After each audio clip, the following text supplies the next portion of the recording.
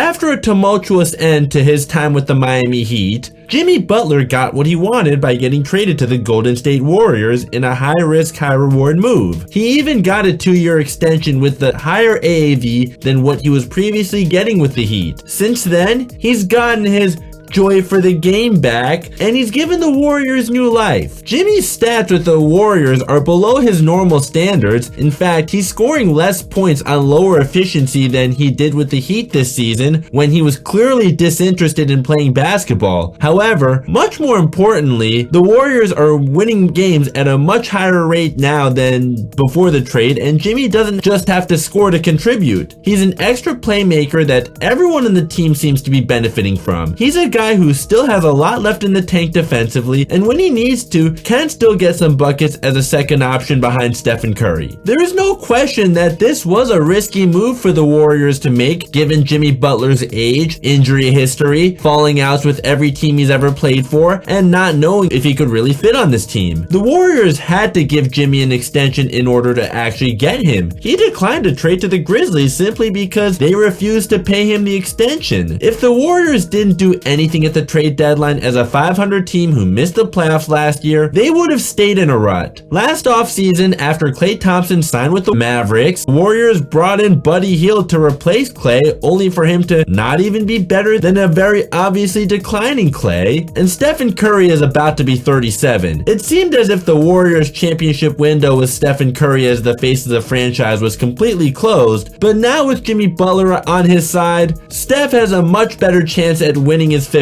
ring. The Warriors swung for the fences not just by acquiring Jimmy, but also extending him, and it's paying off. Jimmy may be 35 now, but he has been a seamless fit on the Warriors and is easily an upgrade over Andrew Wiggins, the main part of the trade package to get Jimmy. Jimmy is a far better playmaker than Wiggins, gets to the foul line more often because he's better at both driving and cutting to the basket. He's also better at making his free throws. Even in a game where Jimmy went just 1 for 7 against the Orlando Magic, he still found another way to help his team win by getting 7 assists. It doesn't even matter that he was never even a great three-point shooter at his peak and is currently making less than 10% of the threes he's taken while with the Warriors and playing for a team that's been renowned for its three-point shooting for over a decade. Jimmy's scoring numbers have not exactly been on par with his standards, but stats don't tell the whole story in any sport. The Warriors have been blowing out their opponents, which has cut his minutes for some of these games. He even played under 20 minutes against the Hornets, a game in which he sat out the whole 4th quarter. The most important thing is that he's contributing to winning basketball. He's also always been an underrated playmaker. Now he's playing alongside Stephen Curry and Draymond Green, who have also always been great playmakers, and they're able to feed off of each other. Steph was averaging 22 points per game on the season, but has upped that to 24 as he's averaged 29 in the games Jimmy has played in. Draymond is averaging what he's been mean for years, a triple single. He's actually been averaging 11 points per game since Jimmy's arrival though. Jimmy's presence has taken a lot of pressure off of Stephen Curry, who's still a great player, but is about to be 37 and is too old to be doing as much heavy lifting as he's been asked to do since Klay Thompson started declining and then went to the Mavericks. Jordan Poole turned out to be a one-year wonder 3 years ago, and Andrew Wiggins has proven to really be best suited as a 3rd or 4th option on a championship team. Now Steph has a real second option in Jimmy Butler, and Jimmy was always best suited as a second option rather than a first option, so it works really well for both of them. There is a stat that Jimmy has helped the Warriors in that we should not be overlooking. It may not be an end-all be-all stat, but it is important late in a close game. Free throws. The Warriors are towards the bottom of the league in free throw attempts. Even when the Warriors were winning championships, they weren't a team that got to the free throw line a lot. I haven't forgotten about all the crying over the free throw differential when the Warriors lost to the Lakers in the playoffs 2 seasons ago. Well, the Warriors weren't a team that got to the free throw line a whole lot to begin with. Jimmy Butler is getting to the free throw line more than anyone to ever play for the Warriors since Corey Maggette back in 2010. Jimmy's able to do it because he's more capable of getting to the basket than any of their other wing players. The Warriors are in dead last in free throw percentage this season. I know that sounds weird to say about a team that Stephen Curry plays for, but it's true. Jimmy not only gets to the free throw line, but he's also a career 84% free throw shooter, while Andrew Wiggins is just a 72% career free throw shooter who doesn't get to the line as much as Jimmy does. Jimmy is also proving that he still has it defensively. He and Draymond have been co-leading a much improved defense as two of the best communicators on that end. Andrew Wiggins has a higher floor on defense because he's younger and has a longer wingspan. Wiggins' defense was a huge reason for the Warriors winning their last championship.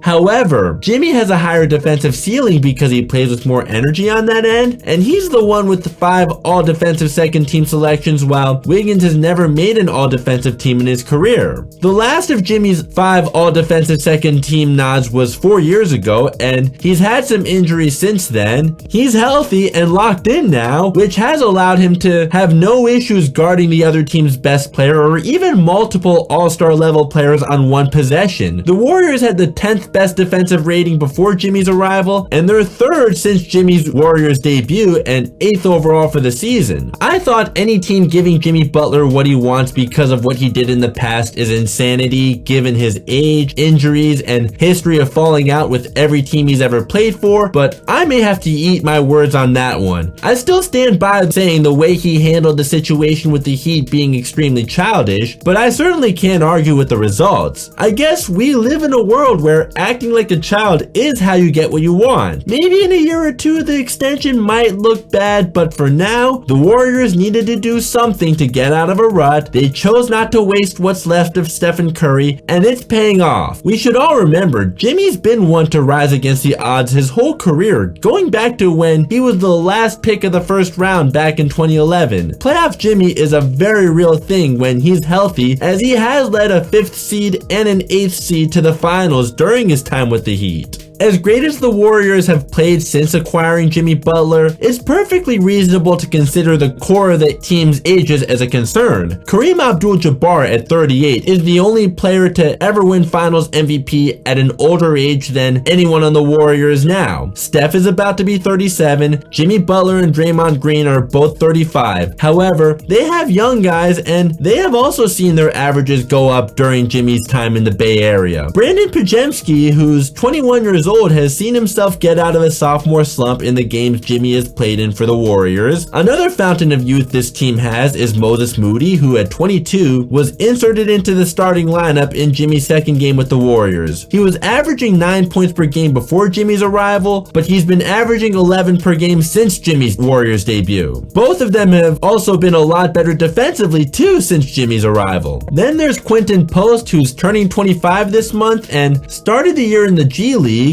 Trace Jackson Davis was the starting center for most of the season, but Post has stolen his minutes, and while averaging 8 points per game on the season, he's averaged almost 10 per game since Jimmy's arrival and has scored 18 twice while playing alongside Jimmy. QP fits really well because of his ability to stretch the floor, as he's making 42% of the 4 threes he's taking per game. It seems like a nice mix of veterans and young guys, right? NBA history tells us first or second year players are usually not that reliable come playoff time. Moses Moody's in his 4th year, but he didn't play much during the Warriors 2022 championship run, and when he did get meaningful playoff minutes 2 years ago, he wasn't ready for the bigger stage. The Warriors will have to rely a lot more on the older guys to have a shot at winning the championship. At least Steph and Draymond have won 4 rings and Jimmy's been to the finals twice, so they have experience on their side. Another concern would be that the Western Conference is loaded. The 10th seeded Mavericks are above 500. They probably won't be for much longer, but as of the making this video, they are. As of now, the Warriors are the 6th seed, and as long as they stay hot, at the very worst, they should be a mid-seeded playoff team in the West. Maybe even a high seed if they're just that great the rest of the way, but I think mid-seed would be the safer bet, and it's certainly not unheard of to at least make the finals as a mid-seeded team. The Mavericks did that last year after a couple trade deadline moves. Let's say the Warriors make it to the Western Conference Finals to play the OKC Thunder, who have a huge lead for the top seed in the West. I still think OKC would be the safe bet. However, the Thunder are the youngest team in the NBA, so given the Warriors are the much more experienced team, let's just say I've seen crazier things happen than if the Warriors were to upset the Thunder. The Warriors also have had an easy schedule during this span. They've been beating a lot of teams that are not at full strength and a really awful team in the Charlotte Hornets twice. You do have to play who's in front of you though, and at least the Warriors are winning these games. I don't know if they would have if they didn't acquire Jimmy Butler. In fact, they lost to the Sixers in a game Jimmy sat out, and we all know the Sixers have had their issues this year. Not to mention this was after Joel Embiid was shut down for the season. The Warriors were at a dead end before the trade. Now they're looking like a team that's headed in the right direction. This is still something to be mindful of. As much as the Warriors needed to do something to get out of the rut they've been in since last year, and as much as it may be paying off now, there are only two high-profile players to have been traded mid-season and won the championship with their new team in the same season they were traded: Clyde Drexler in 1995 and Rasheed Wallace in 2004. One last thing that could be considered a concern, but this is more for the long term: how will Jonathan Kuminga fit alongside Jimmy Butler once he's back? And that could be very soon. He's another young guy on this team at 22, and while he has yet to live up to his full potential as the former 7th overall pick, he has shown flashes in the last couple of seasons. Whether he does or not though, Kuminga may be difficult to keep on the team for the long haul, since he and his camp said last fall that he wants a 5-year $230 million extension, and Jimmy's making over $100 million for the next 2 seasons. His extension kicks in next season. We could get another LeBron-Steph Curry matchup in the playoffs this year. The Lakers have also played really well since acquiring Luka, and I'll have to make a video on that too. If we get this matchup, it would add some interesting storylines, like Jimmy Butler aiming for revenge against LeBron for the 2020 finals, and Luka aiming for revenge against Steph and Draymond for stopping him from getting to the finals in 2022. That's all for this video. What do you make of Jimmy Butler's time with the Warriors? Do you think they are legit title contenders again? Please let me know in the comments. If you enjoyed this video, a like would be much appreciated. Please consider subscribing and turning on notifications. If you're a new subscriber, welcome to the team, and if you're already subscribed, thanks for your support as always. Links to my social media are down below for my more immediate reactions to what's going on in the sports world. Here's my most recent video and the one that YouTube recommends. Both are up above. Thank you so much for watching. I'll catch you next time.